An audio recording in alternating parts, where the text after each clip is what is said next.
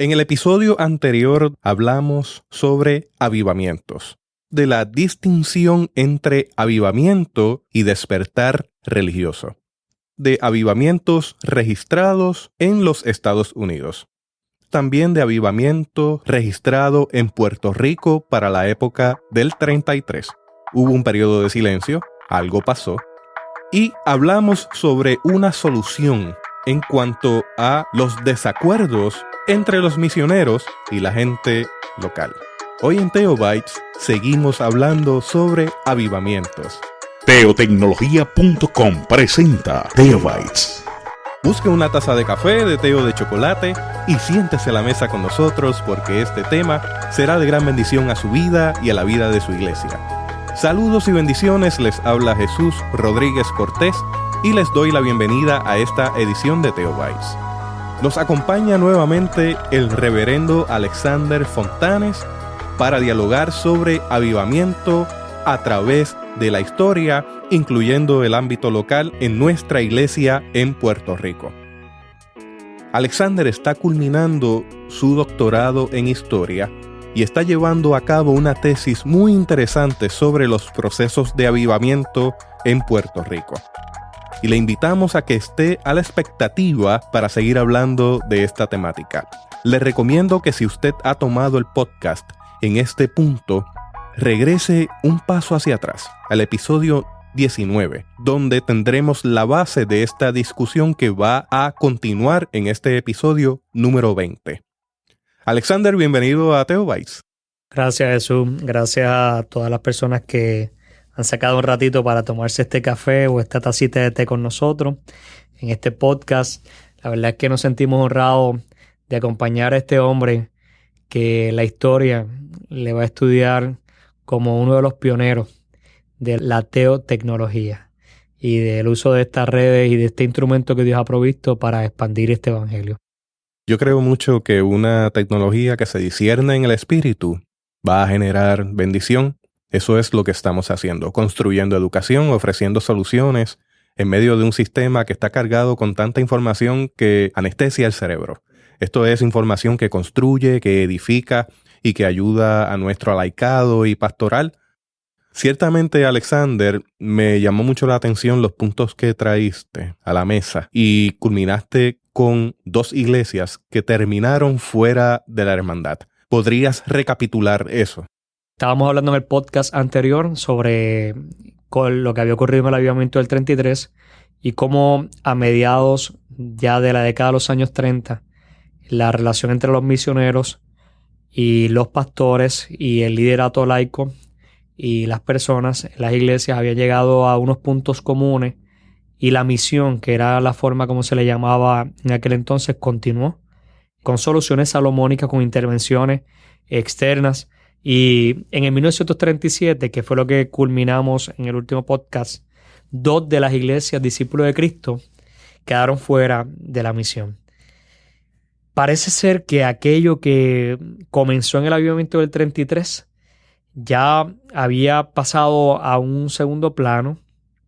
Esas experiencias carismáticas que están documentadas en Joaquín Vargas, en Crenley Cruz, y que yo tuve el privilegio de entrevistar al hijo del pastor de la iglesia en Calle Comerío, al hijo de don Vicente Ortiz, quien era parte de la misión y fue un líder fuerte, quedaron en un segundo plano.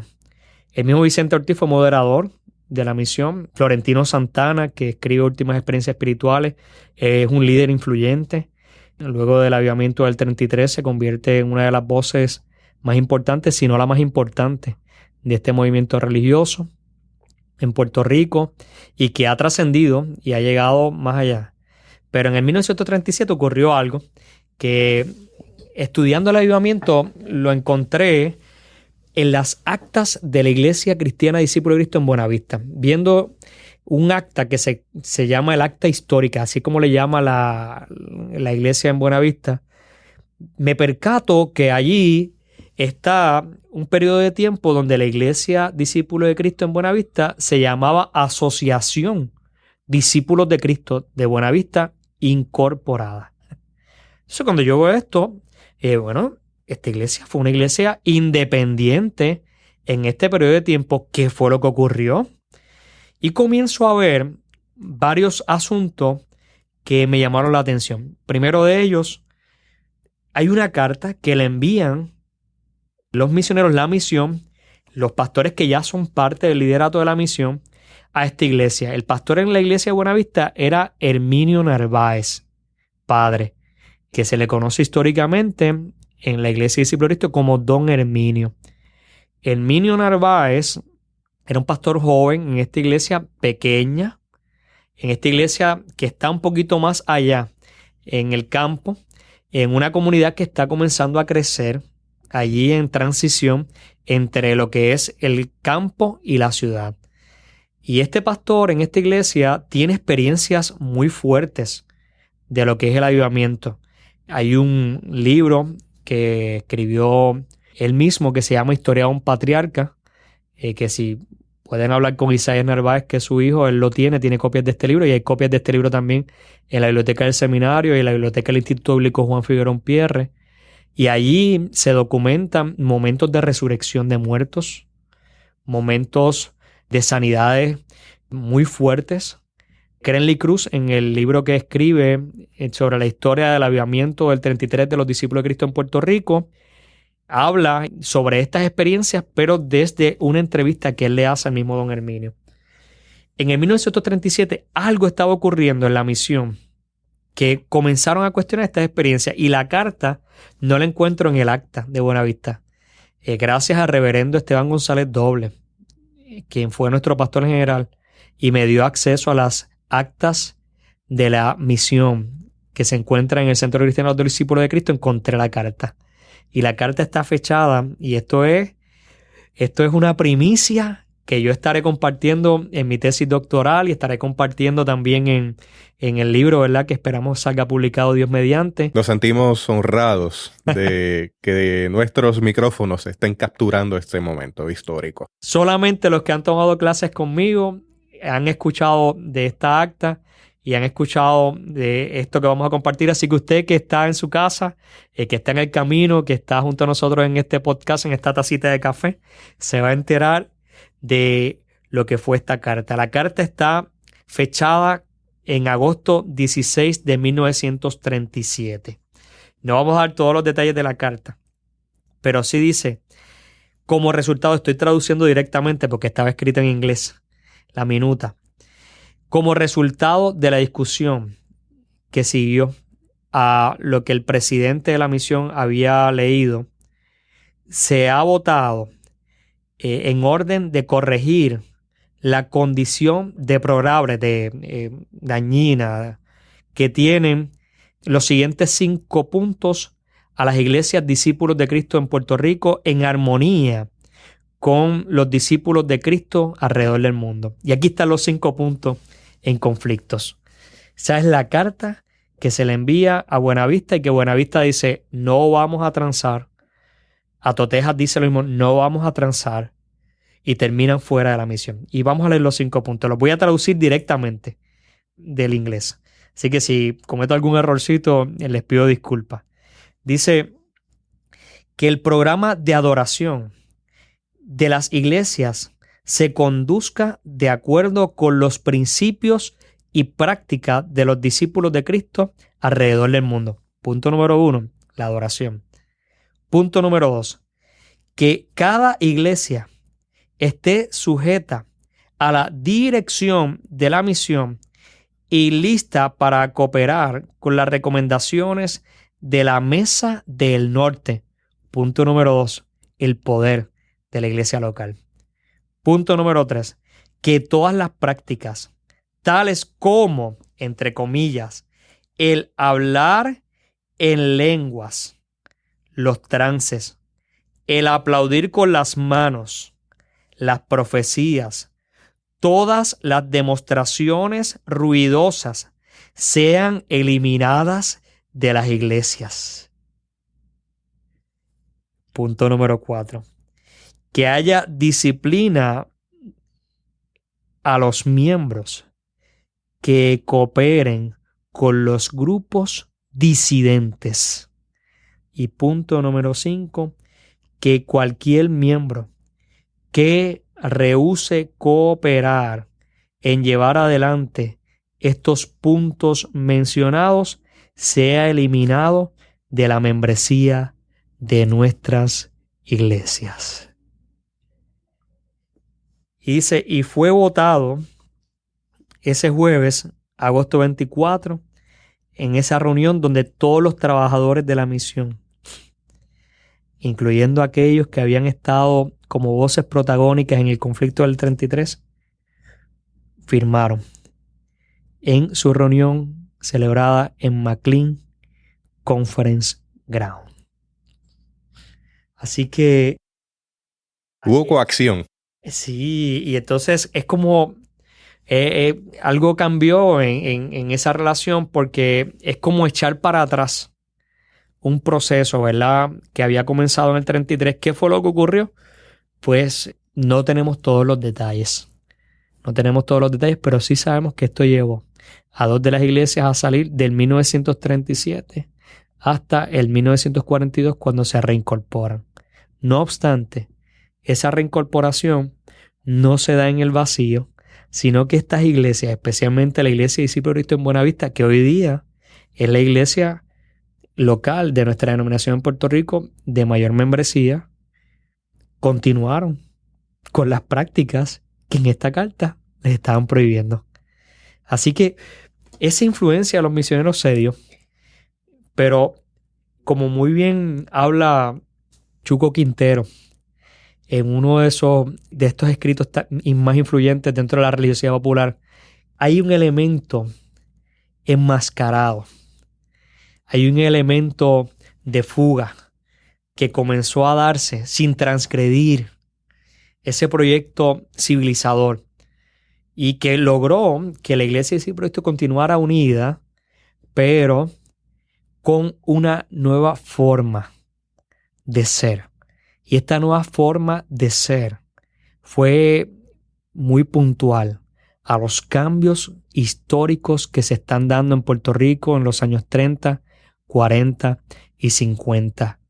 Y aunque la misión expresamente por escrito había prohibido la relación de los pastores con lo que serían movimientos políticos, en este entonces el surgimiento del Partido Popular Democrático, la realidad histórica fue otra. En el 1964, Jesús y aquellos que nos están sintonizando, encontramos en el archivo de la Fundación Luis Muñoz Marín una carta dirigida por don Luis Muñoz Marín directamente a Florentino Santana, agradeciéndole por su apoyo expreso al entonces candidato a alcalde de Bayamón, el hijo de Leonardo Castro, Julito Castro. Entonces ahí vemos cómo este líder que surge en el avivamiento como una de las voces fuertes, y que luego en los años 70 y 80 va a ser quien documenta, quien toma el tema del avivamiento como parte importante de lo que sería su gestión pastoral en la misma iglesia Calle Comerío. En ese momento es alguien de influencia política, y es alguien de influencia política al punto de él mismo decir en uno de sus libros, que es muy conocido, que se llama Pastor sí, Alcalde no, que don Luis Muñoz Marín le llama a él personalmente para pedirle que fuera el alcalde de Bayamón, y él declinó hacerlo porque puso por encima su gestión pastoral a la de ser alcalde. No obstante, a pesar de esto que él dijo, ¿verdad?, y tomó como decisión, que es documentable, sabemos que tenía influencia política en ese entonces. En nuestras comunidades de fe hay debates. Si se inserta o no se inserta la gente en el ámbito político. Dentro de eso que tú estás diciendo, a mí me llama la atención algo que es muy importante al día de hoy. Evangelio en diálogo con la cultura. El evangelio que recibimos de los misioneros no es el evangelio que hoy día tenemos en nuestras comunidades de fe. Ha habido un proceso de transformación litúrgico, a nivel de conciencia colectiva, a nivel de interpretación bíblica, y es un evangelio dinámico que va tomando nuevas dimensiones a través del tiempo. Y ese punto que hablas, periodo de los 40 a los 60, hay un renacer, no solamente espiritual, es una inserción social. Si escucha papeles de fondo es porque Alexander está buscando un documento de los muchos que él trajo hoy. Hay transformación social, hay inserción social y hay diálogo con la cultura. Correcto. Tener a la mano los elementos culturales, los elementos que tienen que ver con la transformación de un pueblo, los elementos que tienen que ver con la crisis de un pueblo y que tales entran en diálogo con el evangelio. Sí, y mi tesis doctoral va dirigida precisamente a validar que el avivamiento tiene resonancia en la transformación social, que el avivamiento tiene eco fuerte en lo que ocurre en su contexto.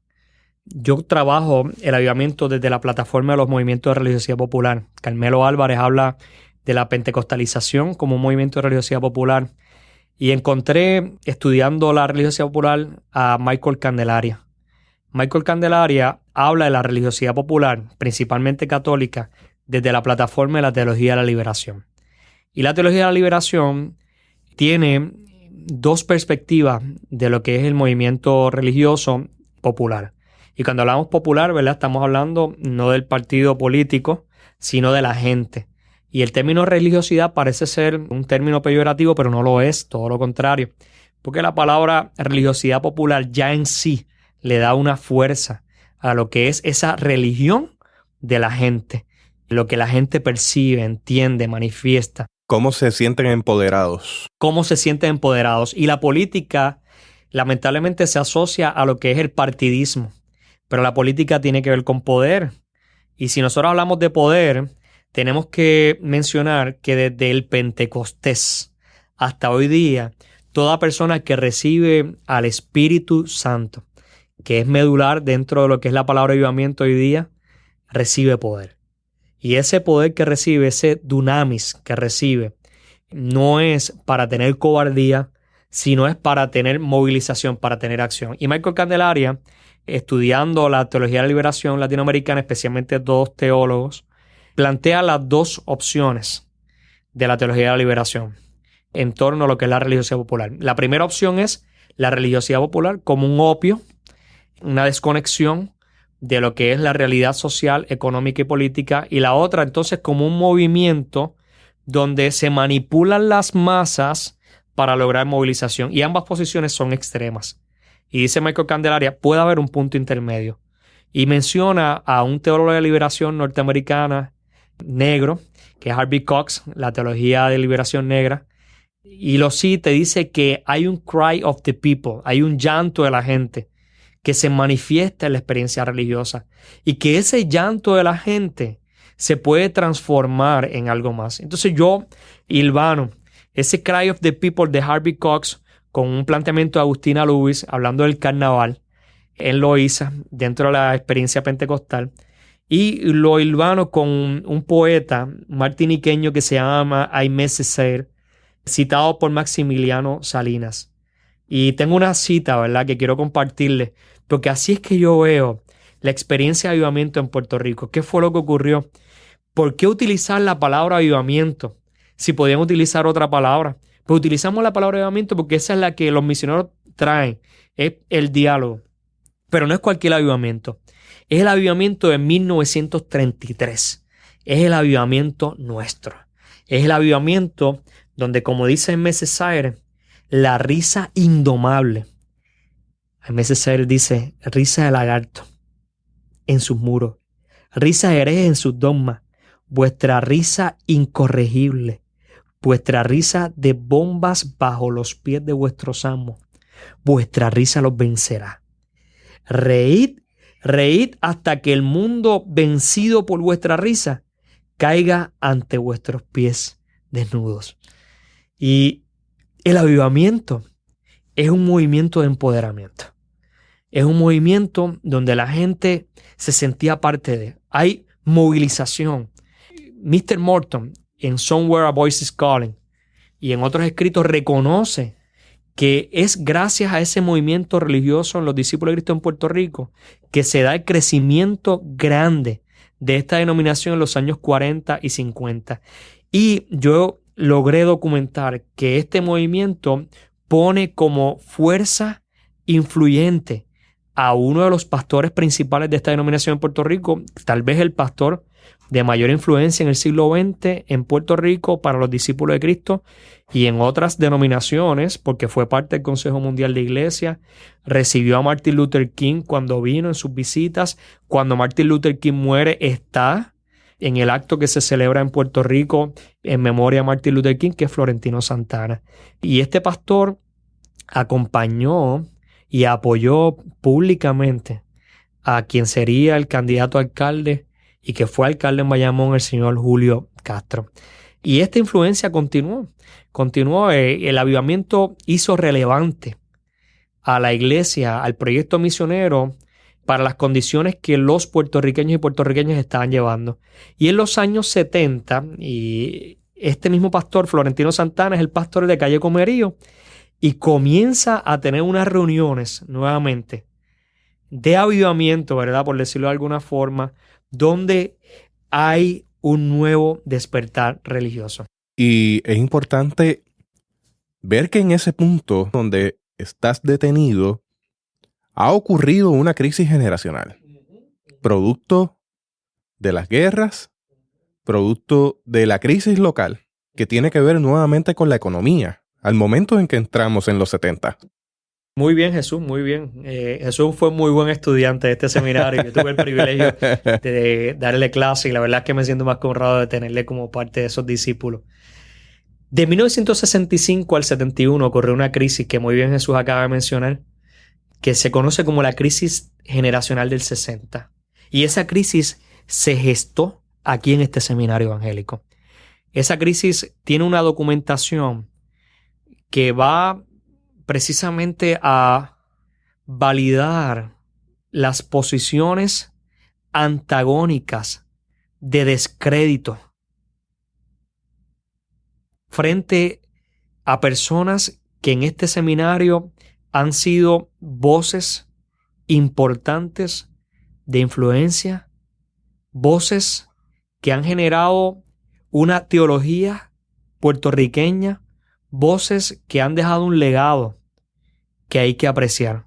Gente como Justo González, Luis Rivera Pagán, Samuel Silva Gotay, Jorge Valdegués, pastores generales de los discípulos de Cristo como Luis Francisco del Pilar, Elías Coto, secretario de Concilio de Iglesia como Moisés Rosa, personas que han tenido una gestión pastoral intachable como el reverendo Benjamín Santana y otros más que no me atrevo a seguir mencionando para no dejar a ninguno fuera. Y a esa crisis hay la idea de la objeción por conciencia ante el despliegue militar por conflictos de Estados Unidos y el reclutamiento de personas en la isla para ir a las guerras de forma obligada. Correcto. Y aunque esto es material para otro podcast.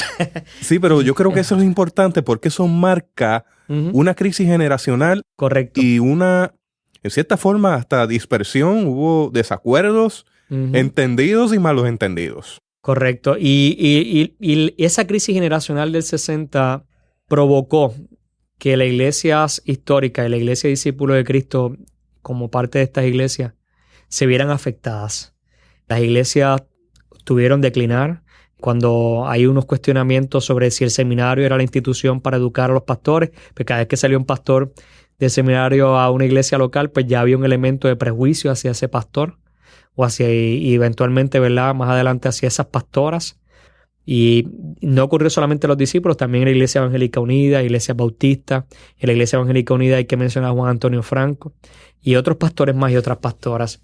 El punto es que Florentino Santana que fue voz protagónica en los años 30, en los años 60, y muy bien que Jesús haya traído a la aclaración, ¿verdad?, y a colación este tema, no estuvo de acuerdo con esta generación. Y hay un libro de Moisés Rosa Ramos que se llama Los 14 Negritos, donde Moisés Rosa habla de la oposición de Florentino Santana frente a esta generación. Yo tengo una copia original. Muy bien. Y aquí, ¿verdad?, en Puerto Rico ya está agotado el libro, pero sería bueno una reimpresión, así que si alguien se interesa lo podríamos trabajar. Florentino Santana en esta crisis asume una posición muy conservadora, y en esa posición conservadora prácticamente, ¿verdad?, tal vez no con la intención, y volvemos a decir que históricamente es difícil medir las intenciones de la gente, pero se va a favor de lo que sería el proyecto, por decirlo de alguna forma, muñozista, que era el que prevalecía en ese entonces. Y esta posición de estos pastores que creían que había que cuestionar y trascender lo que era la imposición colonial, que hoy día en Puerto Rico pues es un tema que les ha dado la razón históricamente, ¿verdad? Y que es un tema de mucho debate, de mucho análisis.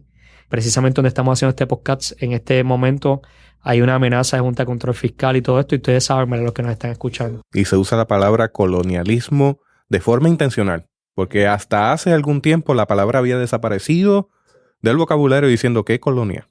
Y en ese sentido hay un debate político ocurriendo en estos instantes. Fíjense que estamos en un caldo de elementos comunes en este espiral histórico. Pero continuamos en los 70. Y obviamente en 1971, ya que esto es material para otro podcast, la cosa estaba bajando. Y en 1972, junto a lo que William McLaughlin le llama el quinto avivamiento en Estados Unidos, que es el avivamiento hippie, aquí en Puerto Rico estaba dándose algo parecido en lo que es la University High School, la UHS. La Universidad de Puerto Rico tiene una escuela superior, y allí estaba Pedro H. Rivera, que se le conoce como Pedro Catacumba, reunido con un grupo de estudiantes de ese cuarto año de esa escuela superior en los pasillos, en las escaleras de esta escuela, y comienzan también a reunirse en lo que sería el centro comercial de San Patricio, en un subterráneo que tenía este centro comercial, y allí comienzan a darse experiencias similares a las que se dieron en los años 30. Y Pedro Catacumba, en una entrevista que está en el YouTube, que usted las puede acceder. Precisamente estoy buscando el enlace. El enlace sería www.youtube.com/user/SEPR-Edu. Si usted va a YouTube, puede buscar el canal SEPR-Edu y allí va a encontrar dos videos importantísimos. Uno de ellos, el avivamiento de los 70 desde la perspectiva de los Catacumba, que dura 2 horas 30 minutos, y otro video donde tenemos a la pastora Marta Ramírez y a su esposo Crenley Cruz, quien ha escrito documentación, hablando del avivamiento de los 70 en la calle Comerío. Ese video dura 1 hora 45 minutos. Son 2 documentos históricos que están en la galería de la internet disponibles. Yo me comprometo a ponerle los enlaces de estos videos en las notas de este podcast. Así que, Alexander, haciendo el cierre de paréntesis, quería enfatizar eso porque yo creo que es importante ver estos videos para entender lo que estás hablando. Correcto. Y no solamente se dio Los Catacumbas, hay otro libro que se llama Huellas del Avivamiento, que es un grupo en Bayamón, en la Escuela Superior también de Lomas Verdes, en Bayamón, que se reúnen a estudiar la Biblia en un salón de una clase de una maestra, y también tienen un movimiento similar, o sea que se están dando paralelos en los años 70 estos movimientos religiosos, y la Iglesia Discípulos está en calle Comerío, y lo tenemos documentado con la reverenda Marta Ramírez, la entrevista que le hicimos en este seminario, tiene este movimiento religioso, y el pastor de la iglesia en calle Comerío era Florentino Santana. Y Florentino Santana entonces retoma el avivamiento del 33 y es el avivamiento del 33 el modelo que se utiliza en los años 70. Pero hay unas diferencias, ¿verdad? Ya Florentino Santana no es este joven seminarista de los años 30, ha pasado la crisis generacional del 60. Este avivamiento en el 70 viene muy cercano a lo que es la crisis petrolera en esos años, a la crisis que se da con la guerra de Vietnam en Estados Unidos, con el cuestionamiento a la institución gubernamental, ¿verdad? Por el problema de Richard Nixon. Y todo esto está junto a este movimiento. En Puerto Rico el movimiento Catacumbas es un movimiento autóctono que tiene influencia muy grande en las universidades. Pedro Rivera se traslada a la Universidad de Puerto Rico, allí en la Facultad de Estudios Generales, en una escalera que todavía está ahí, comienza un ministerio que todavía existe, se llama La Escalerita. Lo mismo ocurre en Mayagüez, los Jóvenes Cristianos del Parque, y hay otros movimientos religiosos que se estaban dando que llenaron un vacío de los grupos de la fraternidad de estudiantes cristianos que en los años 60 se dejan un segundo plano por la crisis que se da de 1965 a 1971. Entonces, en 1972 en adelante, este fervor religioso vuelve a surgir.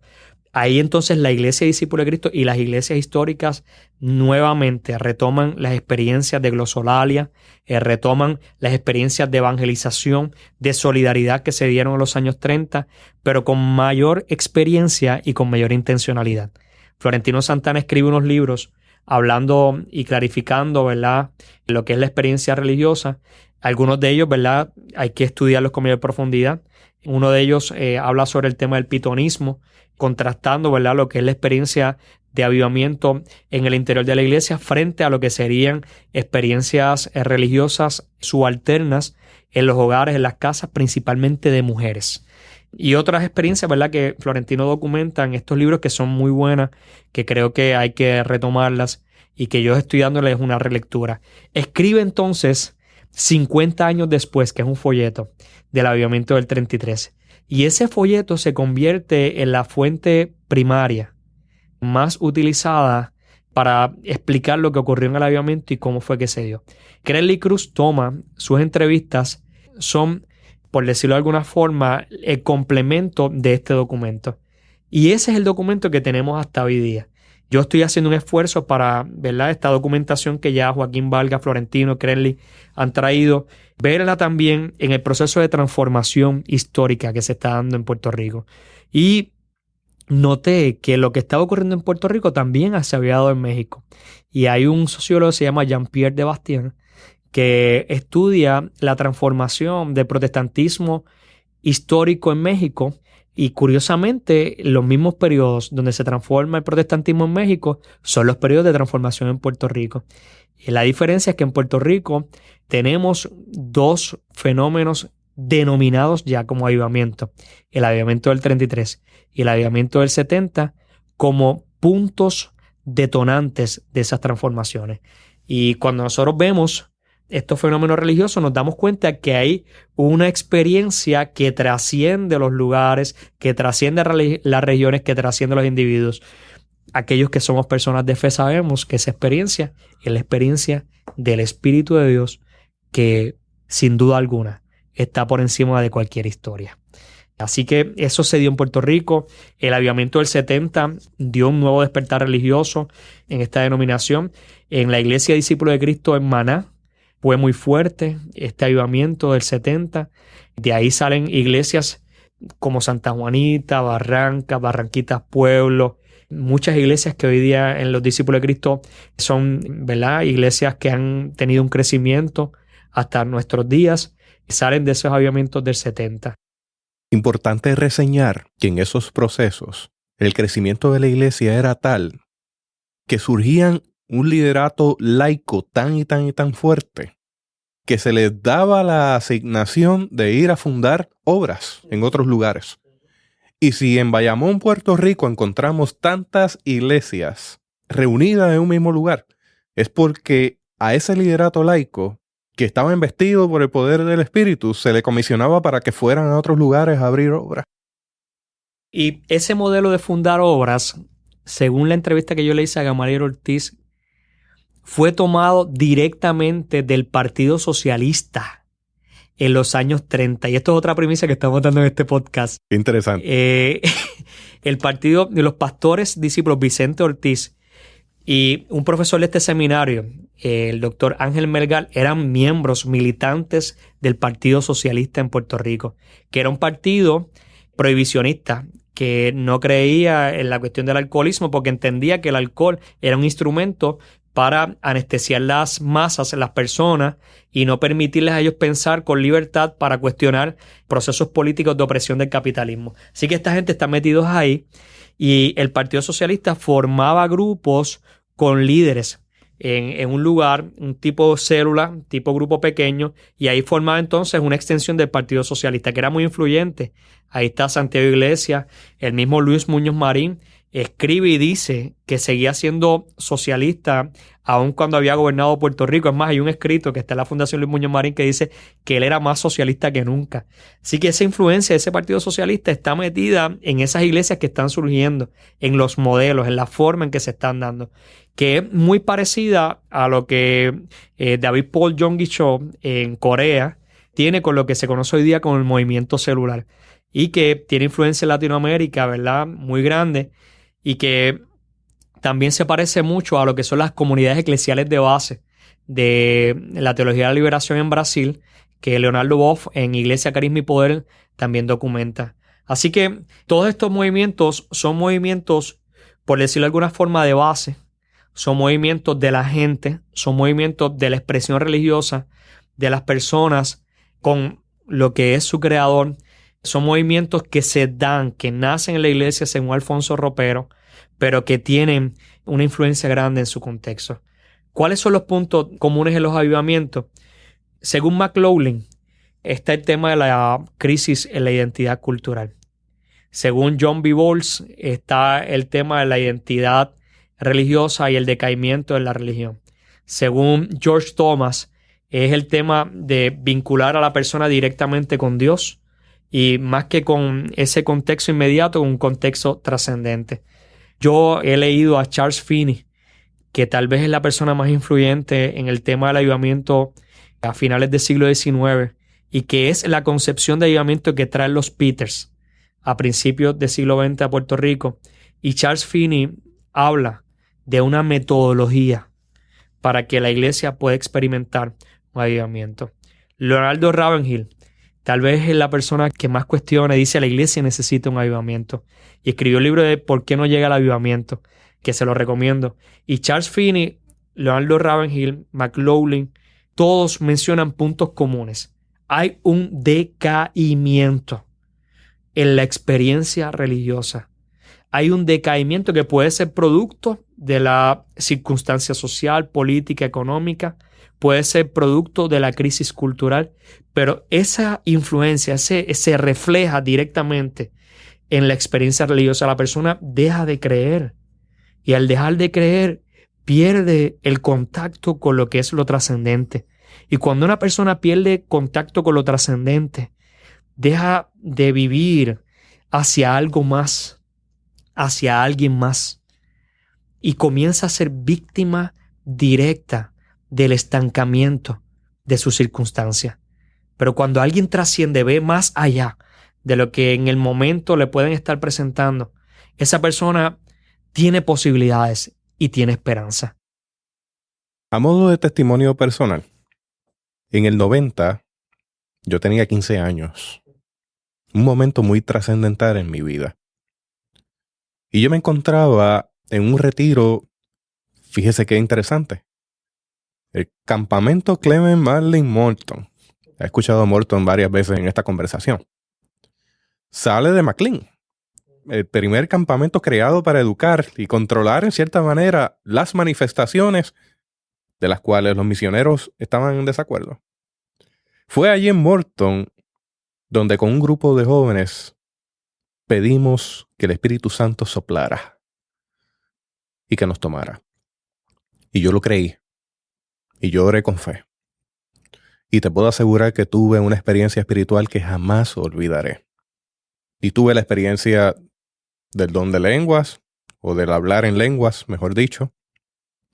Tuve la experiencia de sentir un estremecimiento desde los pies hasta la cabeza, Y cuando yo culminé aquella experiencia, la vida había tomado otro tono. Los colores eran más vivos, veía más claro. Y se despertaron en mí una infinidad de dones que me acompañan al día de hoy. Inmediatamente se despertó en mí el don de la música, el don de la palabra, habilidades tecnológicas que yo no había experimentado hasta ese momento y que no había integrado a la vida. La capacidad de pararme frente a una multitud a la edad de 15 años y no sentir temor alguno en hablar, articular, creer, vivir. Y mi vida en cuestión de nada se catapultó. Y esa es la experiencia que me acompaña el día de hoy, 26 años después. Esa experiencia me llevó a una madurez espiritual y a entender el propósito de Dios en mi vida, el seguir caminando conforme a ese propósito de Dios y el colocarme en diversos ámbitos de la iglesia a darle lo mejor al Señor. Esa experiencia que ocurrió allí marcó mi vida y me llevó a una altura espiritual. Además de esa altura espiritual, me llevó a una madurez espiritual. Y me parece que eso es como que una constante dentro de estos procesos de avivamiento. Crisis, incertidumbre y el afirmar la presencia de Dios en la vida, el cambiar la visión y el seguir caminando en la misión de Dios. Oh, excelente. Y entendemos que esa debe ser la experiencia de toda persona que nos está escuchando y que nos está sintonizando. Es la experiencia que Dios quiere que tengamos. Cuando hablamos de la glosolalia, que es uno o tal vez el punto de marca de la identidad pentecostal, del movimiento pentecostal del siglo XX, de hablar en lenguas, me parece que hay que leer a Eldin Villafañe en el libro del Espíritu Liberador. Cuando menciona que la glosolalia, más que un distintivo de superioridad de quien tiene esta experiencia, es todo lo contrario. Es una experiencia de nivelación porque todos bajamos al nivel de la total dependencia y de la necesidad de un espíritu que nos debe trascender y que nos debe empoderar y que es quien nos empodera. Y cuando reconocemos que alguien habla en lenguas, bíblicamente, el apóstol Pablo, dice que quien habla en lenguas a sí mismo se edifica. Y en Romanos se menciona que ese espíritu gime con gemidos indecibles en medio nuestro porque no sabemos cómo pedir. Así que el hablar en lenguas, que fue el distintivo de lo que es el movimiento pentecostal en el siglo XX, pues no debe ser descartado hoy día. Todo lo contrario, al igual que los demás dones, debe ser afirmado. Pero debe ser afirmado precisamente desde esta ética de nivelación, desde esta ética de igualdad, desde esta ética de humildad, donde se está reconociendo que quien habla en lengua tiene una relación, como dice Schleiermacher, de total dependencia con su Dios. Es una relación, en la palabra que se utiliza para esos gemidos indecibles en el original griego es laleo. Y esto, ¿verdad? Es un regalo que me dio mi amigo y mi hermano Luis Figueroa. Laleo es gemido de bebé. Cuando el Espíritu gime en y a través de nosotros, lo hace como un bebé hablando con su papá. Hablando con su papá. Mi vida cambió. Y lo necesitaba. Y eso me afirmó en la fe. Con el tiempo cesaron. Siempre hay un debate del doble sello, la doble porción del Espíritu, que ambas experiencias necesarias para un cristiano. Como discípulos de Cristo, no afirmamos eso. No todo el mundo habla lenguas. No afirmamos la doble experiencia. Afirmamos sí que hay un bautismo en agua y que eso es suficiente en representación del renacimiento a una vida nueva cuando uno baja las aguas y vuelve y sube. Quiero dejar eso enfático, porque desde nuestra teología de discípulos de Cristo no afirmamos la doble experiencia. Pero ciertamente hay una experiencia del Espíritu que se manifiesta en diversas formas. Y no todo el mundo es igual. Hay gente que lo necesita. Yo lo necesité. Era justo y necesario para mí. Pero no todo el mundo pasa por esa experiencia. Y eso no le hace más ni le hace menos. Y la realidad es que, ¿verdad?, las iglesias pentecostales tienen diversas, ¿verdad?, formas de interpretar. La Iglesia Asamblea de Dios tiene las 16 doctrinas fundamentales y una de ellas es la en lenguas, la glosolalia. La realidad es que este tema ha ido creciendo y va a seguir madurando y va a seguir dialogándose teológicamente. Pero el punto es que la experiencia de hablar en lengua, así como Jesús la tuvo, ¿verdad? Yo también podría hablar de mi experiencia y yo estoy seguro que si abrimos este espacio, montones de personas podrían escribir y nos encantaría escucharles. Lo decimos con mucho respeto, ¿no? Sí, y con el mayor de los amores, porque hay diversas opiniones al respecto, pero traemos este espacio de la experiencia en el espíritu, de ese avivamiento, porque afirma, ¿no? Afirma, claro que sí. Y sin duda alguna, cuando uno estudia el libro de los Hechos, el don de lenguas estaba ahí. Y Pablo en Corintios escribió, ampliando un poco más, porque el Espíritu va llevando la reflexión de la iglesia. La teología es la reflexión que tenemos como iglesia en el Espíritu de Dios. Y esa es mi definición, ¿verdad? La realidad es que el don de lenguas tiene que ser afirmado por los frutos evidentes del Espíritu. Y esos frutos, ese fruto del Espíritu se manifiesta principalmente en el amor. Tanto en el avivamiento del 33 como en el avivamiento del 70 hubo un movimiento de solidaridad muy grande, donde las personas compartían lo que tenían, donde las personas buscaban a aquel en necesidad y le visitaban, donde las personas, a pesar de sus situaciones, podían cantar. Y mientras en Puerto Rico se cantaba el lamento borincano a nivel social, la iglesia cantaba "Ya es tiempo de que alabemos a Dios". Mientras en Puerto Rico se estaba llorando por la crisis, la iglesia, escribiendo a una persona que sufría tuberculosis, decía que doquier hayan almas reunidas, allí se siente la presencia del Señor. Y la iglesia hablaba de esta esperanza que solamente se puede tener en Dios.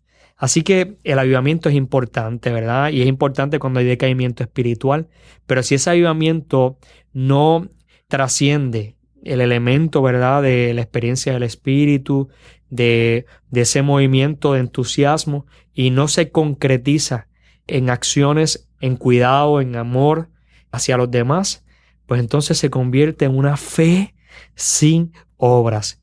Y la fe sin obras, según nuestro hermano Santiago, es muerta.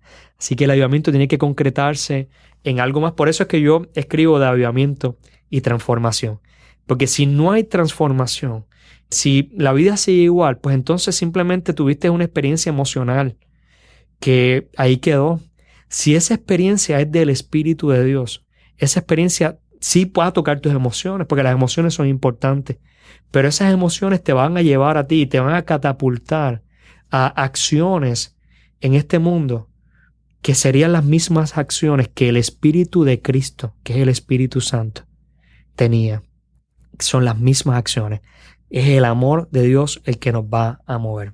Así que ahí vamos, ¿verdad? Yo estoy planteando un consejo y un concepto que espero que sea el cierre de la publicación, que el año que viene, Dios mediante, esperamos que esté, que es el concepto del avivamiento permanente. Yo quisiera que nos compartieras un poco sobre eso sin comprometer demasiado tampoco el trabajo, porque sé que estás defendiendo la tesis. Sí. Así que estás en el proceso de escribir, de culminar, compilar, encuadernar, defender. Pero me gustaría que compartieras algo sobre eso. Sí, estudiando principalmente a David Paul Yonggi Cho en la iglesia de Corea, me llama la atención varias cosas. Primero, la iglesia de Sao de Moon, que es la iglesia que pastorea David Yonggi Cho hasta hace poco tiempo. Es una iglesia que nace en un país del tercer mundo. Las iglesias, ¿verdad?, de mayor cantidad de membresía en el mundo son iglesias del tercer mundo. Empoderamiento.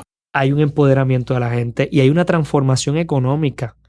En Corea del Sur hay una transformación política y David Paul Yonggi Cho habló muchísimo del avivamiento. Y en el libro La oración es la clave para el avivamiento. Él habla de la importancia de mantener la iglesia en este mover. Y a mí se me ocurrió la idea de llamarle a esto el avivamiento permanente. A mí me parece que el avivamiento no tiene por qué ser en un momento dado ya, sino que pueda haber un avivamiento continuo y constante. Y yo quiero cerrar, ¿verdad?, compartiéndoles que las iglesias pueden experimentar avivamiento continuo, permanente. Tal vez se le puede llamar de otra forma. El nombre es secundario. Lo importante es que la iglesia debe estar en una comunión constante. Debe estar en un cuidado de esa vida espiritual.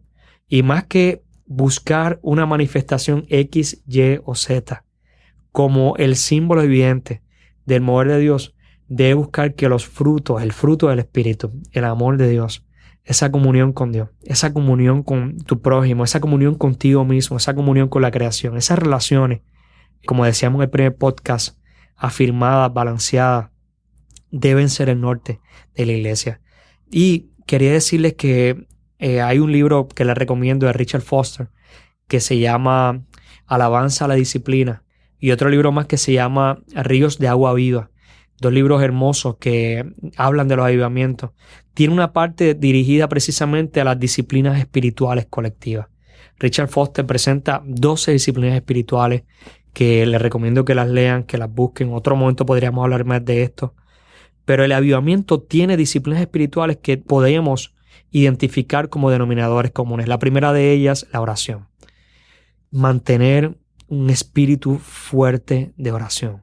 Y no es esta oración mecánica, manipulada, puede ser escrita, pero es una oración del corazón nuestro al corazón de Dios. La segunda, el arrepentimiento. Si las cosas están como están, ver cuál ha sido nuestra responsabilidad, cuál ha sido la responsabilidad de otros, asumir responsabilidad, pedir perdón, cambiar el caminar, buscar dirección de Dios. Eso es arrepentirse, es esa metanoia, esa transformación de la mente, esa renovación del entendimiento. La tercera, la palabra de Dios. Tiene que haber una guía, un documento base. El avivamiento o el movimiento religioso, sea cual fuere, sin un texto que sea base, que sea autoridad, se convierte en fango en los ojos sin dirección. Así que tiene que haber algún norte. La palabra de Dios, esa experiencia de Jesús contenida en los evangelios, debe ser fundamental para un avivamiento. Y número 4, debe haber la solidaridad. Si el avivamiento no se convierte en una experiencia donde la gente se amen, se cuiden, donde la gente tenga, ¿verdad?, la preocupación por el prójimo, el amor por Dios y la compasión por el prójimo, pues entonces el avivamiento no llegó hasta donde tenía que llegar. Y yo le añado un quinto, que lo aprendí de mis hermanos nicaragüenses en el último viaje que di y que compartí con la Misión Cristiana. La teología de la liberación tiene una hermenéutica de 3 puntos. Y ellos leyeron un cuarto, y a mí me parece que es el quinto, que debe tener toda experiencia de avivamiento, que es la celebración en balance. Si el avivamiento es solamente vigilias, ayuno, pero no está el balance de cuidar a la familia, no está el balance de cuidarse físicamente, no está el balance de descansar bien, que también son experiencias del Espíritu y son experiencias de Dios. No está el balance de la contemplación, del silencio, del retiro, y todo es buscar que haya un movimiento de sonidos, un movimiento de música. Vamos a crecer sin la salud y la madurez que la iglesia necesita y amerita hoy. Y yo creo que nos estamos proyectando a una experiencia como iglesia donde todos debemos madurar, donde todos debemos buscar lo esencial, que es el amor de Dios. Si tenemos el amor que bíblicamente, según la comunidad juanina, es Dios mismo, vamos a tener comunión con Dios. Y tal vez alguien diga, ¿verdad?, que escuche esto. No, eso es tal vez la predisposición para lo que sería el ecumenismo y la iglesia del anticristo. Miren, cuando Cristo venga, a nosotros no nos toca saber eso.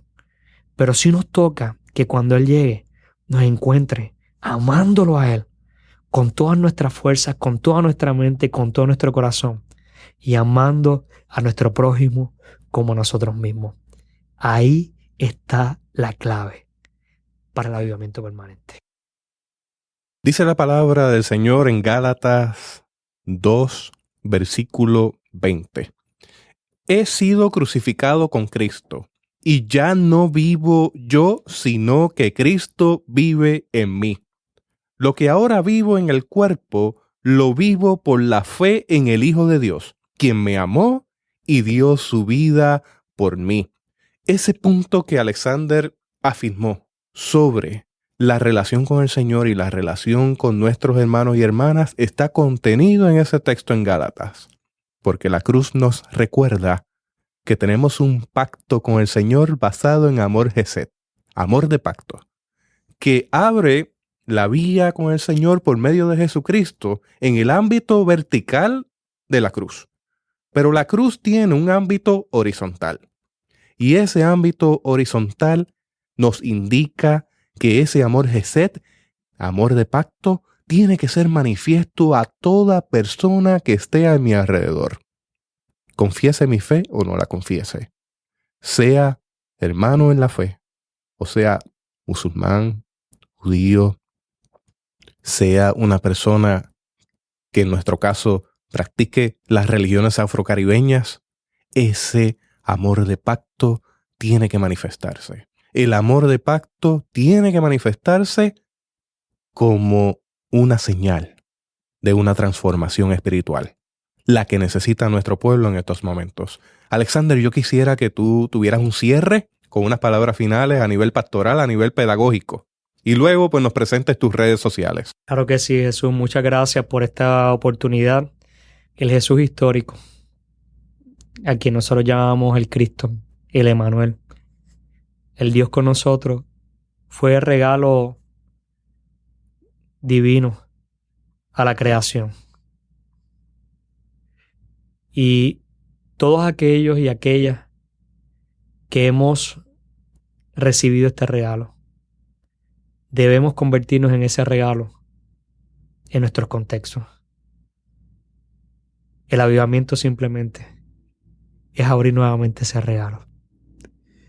Nosotros somos ese regalo que este mundo necesita. La iglesia es el regalo que Dios ha puesto en este momento. Y avivar es permitir que ese regalo sea compartido. Agradezco muchísimo a Jesús, ¿verdad? A todas las personas que nos han sintonizado y que nos sintonizarán. Oro para que Dios avive su obra en medio de este tiempo. Oro para que Dios nos avive nuevamente y para que no sea un avivamiento superficial, sino para que sea un avivamiento donde el amor de este regalo que es Cristo se encarne en medio nuestro una vez más. Si quieren saber más sobre mí, simplemente pueden entrar ahí a pastorhistoriador.org. Allí estaré compartiendo parte de verdad lo que es este proceso de reflexión que Dios me está regalando y que yo con amor les regalo a ustedes. Agradezco a mi hija Aliris Fontanes Santos, que ha estado acompañando este podcast. Agradezco a mi esposa, una mujer hermosa, especial, Carmen Iris Santos Colón, a mis otras dos hijas, Arely Fontanes Santos y Angelin Fontanes Santos, por acompañarme. La verdad es que la vida que yo vivo es un regalo de Dios. La iglesia que he pastoreado es un regalo de Dios y pido al Señor que yo pueda convertirme en ese regalo para esta humanidad, ¿verdad? Y para el tiempo y las personas que Dios me permite influir. Y espero el año entrante estar compartiendo con ustedes y pues el tiempo que Dios me permita esto que con mucho amor, con mucha diligencia hemos investigado y que parte de esto hemos compartido a través de este medio. Gracias, Jesús, ¿verdad? Por lo que estás haciendo, por tu diligencia, por ser pionero en esta misión cibernética. Y gracias a todos los que nos han escuchado. Esto está comenzando. Yo he disfrutado a plenitud esta conversación. Me ha caído a la boca varias veces. He sentido escalofríos. Los pelos se me han puesto de punta, como decimos en Puerto Rico. Gracias, Alexander. Ha sido un privilegio y esta edición especial de 2 episodios de Theobites ha venido a ustedes como cortesía de una unión entre pastorhistoriador.org y teotecnología.com, que se han unido para tener este esfuerzo de hacer una serie que no será la última, porque Alexander y yo nos uniremos nuevamente a entrevistar a otras personas como parte de estos esfuerzos y nos vamos a reunir con el favor de Dios a reseñar su escrito. Alexander, ¿algo más que quieras añadir? Simplemente así será. Y todo avivamiento comienza con la oración. Antes de este podcast nosotros oramos y antes del podcast anterior y no queremos terminar el mismo. ¿Qué te parece si tenemos una oración? Vamos a orar. Dios de la historia, Dios que has avivado tu iglesia, en este momento estamos una vez más delante de ti, sabiendo que este amor tuyo, este regalo que nos has dado en Jesús, está presente y podemos recibirlo, apreciarlo y compartirlo. Buen Dios, y en medio de este podcast hemos hablado del arrepentimiento. Te pedimos perdón por todas las veces que hemos descuidado este regalo de amor que es tu Hijo Jesús. Te pedimos, Señor, que una vez más avives tu obra en medio de este tiempo y que tú hagas en medio nuestro todo lo que tú quieras y tengas que hacer. De lo que ocurra a ti y solo a ti te daremos toda la gloria y toda la honra. Amén. Que Ruaj, del cual se habla en el Antiguo Testamento, que es la brisa de Dios, y que ese neumatos, que es el aliento de Dios, sea parte de nuestra vida. Que sople, que tengamos aliento, que la brisa de Dios nos avive, que seamos carbones encendidos donde quiera que estemos. Procuremos que el Espíritu de Dios sea manifiesto en cada cosa que hagamos en nuestro entorno, para bendecir y para declarar que Jesucristo es el Señor. Hasta aquí esta edición de Theobites. Gracias por darnos el privilegio de llegar hasta ustedes a través de las redes informáticas. Será hasta el próximo episodio. Que la paz y la gracia de nuestro Señor Jesucristo sea con ustedes.